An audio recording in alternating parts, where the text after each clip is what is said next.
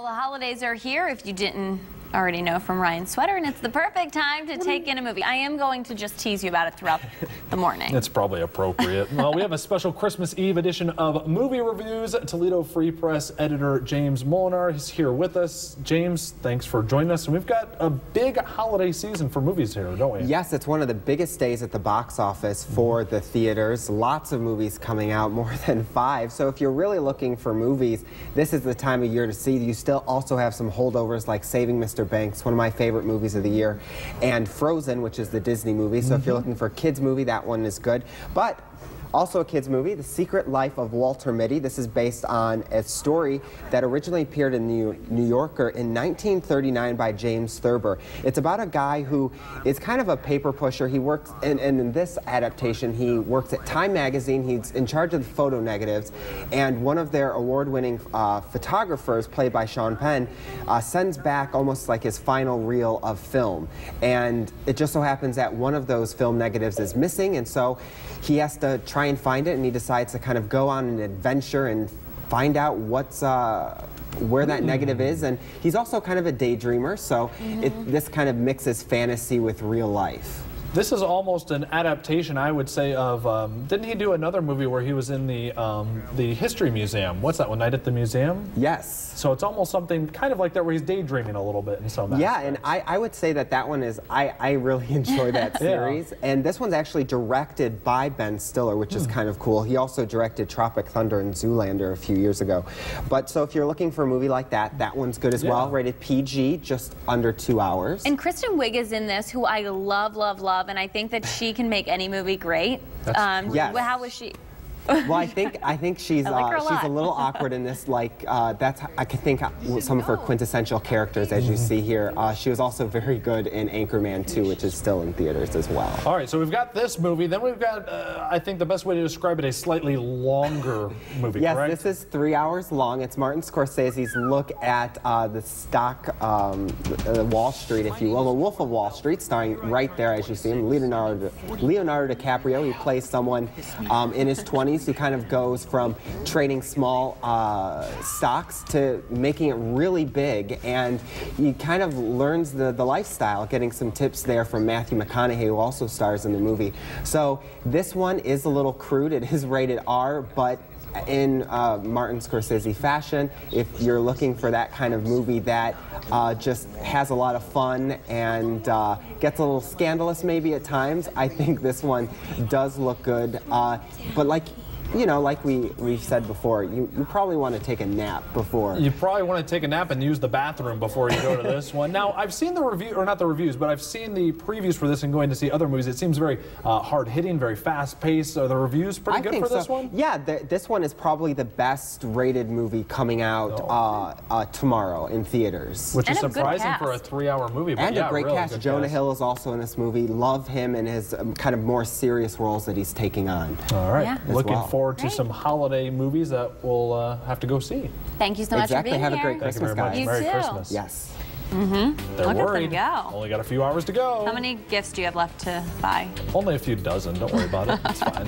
I'll be out of here after the noon show and hitting up a few stores. Just like all the rest of the event, right? That's right. That's what gift cards are made for. All right, the holidays are here, and it's the perfect time taking a movie, of course. With a special Christmas Eve edition of his movie reviews, Toledo Free Press film editor James A. Molnar joins us today. Good morning. Morning. Morning, guys. Thanks for being here on Christmas Eve Happy with holidays. us. You know, I am just, I love that there are so many movies coming out in theaters tomorrow that I thought I would stop in a few days early for my movie review and wish everyone an early Merry Christmas. Yeah, thanks for doing so. All right. Oh, go ahead. I was just going to say, Christmas, over the last few years, it seems like has become a very popular day to actually go see movies in theaters. Yeah, it's weird. You'd think with movies, you think holidays, you think, oh, I want to stay at home, but that's one of the biggest days of the year for movie theaters, like Thanksgiving Day, especially Christmas Day. Yeah. It is one of the biggest days of the year. It becomes a lot of people's family traditions to go out and see these movies. Fun, yeah. So we do have some good movies in theaters right now?